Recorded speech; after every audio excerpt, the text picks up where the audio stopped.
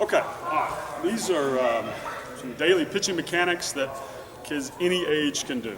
Okay, and as a matter of fact, for the younger you start them, the better off benefits is going to play for those kids as they progress throughout their careers. All right, I'm a big point of emphasis on taking yourself to the target. Okay, the target obviously is a catcher's mitt. All right, and when you were playing catch, okay, baseball-wise, you want to get to the target. All right, without having time to go into all the physics of it.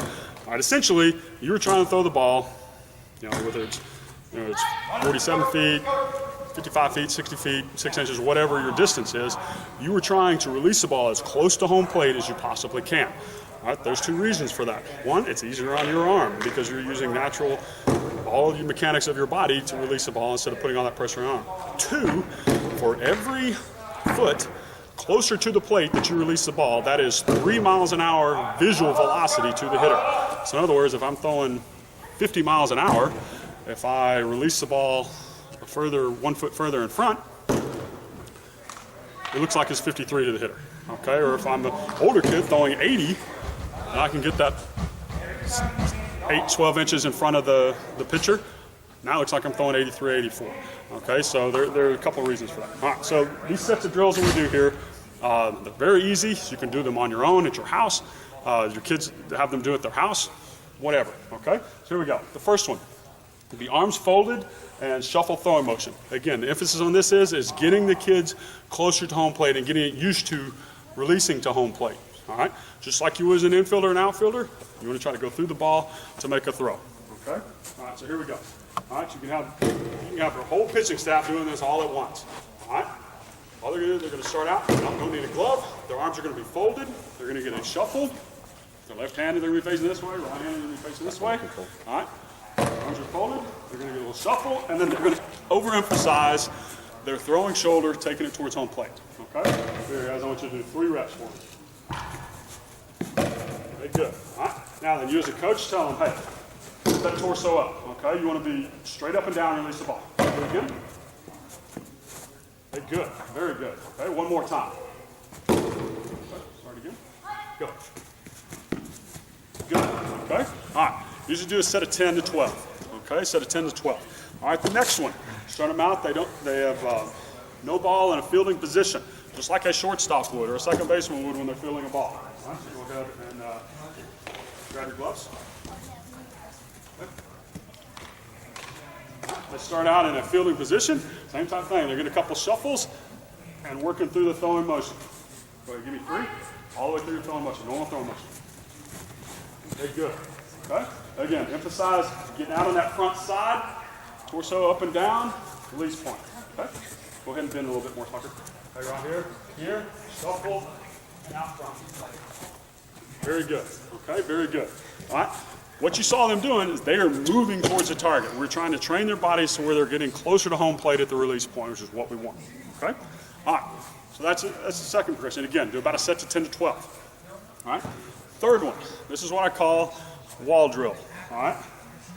This drill is designed to get your body used to moving downhill.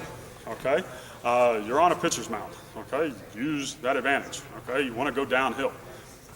What this does is they're actually going to start up against the wall, which is why we call it a wall drill, and it gives them instant feedback if they are moving towards home plate or if they're moving away from home plate.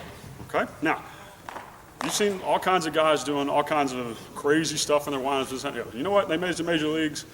They're in the major leagues. Okay? I'm not trying to make cookie cutters out of everybody, but what you can do is you can get guys in a decent position. I can show you tons of still pictures of a Greg Maddux or Roger Clemens or Randy Johnson. Their first move is what made them successful. All 3 of them had different arm slots. Okay, I'm not trying to change arm slots as any other. All 3 of them different things. But all 3 of those guys, and there's tons of them out there, those longevity Hall of Famers, Nolan Ryan, all those guys that have been there, done that for a long time, had the same type of move in their initial move from the rubber. Okay, and that's what this drill tries to help you out to do.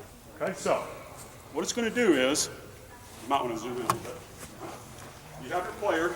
He's going to get his throwing shoulder and everything else up against the wall. Okay, so he starts out throwing shoulder at the wall. Okay, backside, everything is basically touching the wall, okay? And again, what we want to create here, all right, go ahead and do the knee lift. I'm just gonna hold you. What we want to create here is a little bit of what we call a power angle. You can see at his knee lift in the first move, he's not back up against the wall again. He's still going to knee lift, he's still going to balance point and all this kind of stuff, okay? But you can see he's got a little bit of an angle here, all right? What this drill is designed to do, okay, go ahead and sit it down. All right, now then I want you to reverse pivot in, okay? That is something that it's going to tell him, wait, where am I going? I'm going to second base. You know, I'm not trying to pick a guy off right now, I'm trying to go that way, okay? So again, what this wall drill is designed to do is to help give your player feedback instantly if they're going downhill or if they're going back, okay? Or if they're just hanging out up here, right? When they come to knee lift, they should no longer be touching the wall, okay? And then he goes through a regular throwing motion, all right? Now, you do about 10 to 12 of those. You can incorporate this as it gets older. This is basically a rope ball. All this is a fancy towel drill, okay? You can do this with a regular, you know, not a full-blown bath towel or a rag, but that intermediate hand towel, if you will, hanging towel. All you basically want to do is make sure that if you're using a towel, you put it through your throwing fingers, okay? To where it's on here, just like you normally would throwing a ball, okay? So Michael, you start out with this, and Tucker, I want you to do the same thing, okay? And so again, as a coach, you're there helping them, but they're kind of coaching themselves, okay?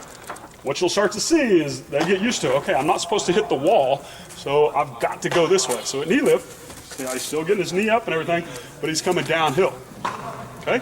He's coming downhill. All right, now, okay, let's go, Tucker, come on out here. What the towel does is it gives himself something in their hand to make them feels like a ball, okay? All right, so let's see, Tucker, go ahead and get that foot right here. It's going to be kind of uncomfortable. So when you come to knee lift, I want you to put a little pressure. If they're having trouble with it, tell them put a little bit of pressure on the inside of their foot, okay? And this is something 9U's when we start the kid pitch, they're to a point, if we've been working through our progression of mastery, they should be able to do this, okay? So you're picking it up, and if they're having trouble bouncing off the wall, have them put a little bit of pressure on that instep, so when they're going, it just feels like they're falling, okay? All right, let's try it. In fact, I'm going to take this from you for right now. I just want you to get used to it. So, and just taking a step just like you normally throw. Okay, good. Now, go ahead and finish and make the throwing motion. Pitching motion. That's pretty good, Tucker. That's very good. It's the first time he's done it, okay? Very good. All right. His eyes right on your target. Very good. That's perfect, okay? You can see what that does is he's creating a good angle. He's getting away from the ball, which means he's going, getting away from the ball, which means he's going to our target, which is what we want, okay? Also, what that's going to do is you're going to see, if you slow this video down, you're going to see his release point actually gets out in front of his front foot, which is what we want to create, okay? All right, so again, now let's try it with a rope ball. Go ahead and get in a four-seam grip and put that rope right between those fingers right there. Ready? Okay, go ahead. Okay, good. All right, now, work that thumb to thigh, ball to sky. Let's get a whip out of that. Okay? One more time. Pick it up. Good. Okay, very good. All right. Okay. All right, again, that's the wall drill. Usually do about a set of 10 to 12. You work them up to 15, and they're ready to go, okay? You can do that and incorporate it with just dry throws or with some kind of towel or a rope ball. All right. Next, okay? We're going to go ahead and incorporate the second portion of this, which is a mini throwing session. Obviously, you base it on whatever your feet distance is from pitcher's mound to home plate. If you're 60 feet 6 inches, well, you go a certain distance. If you're 55, you go a certain distance. 47, you go a certain distance. So you base it on your distance. Okay. All right.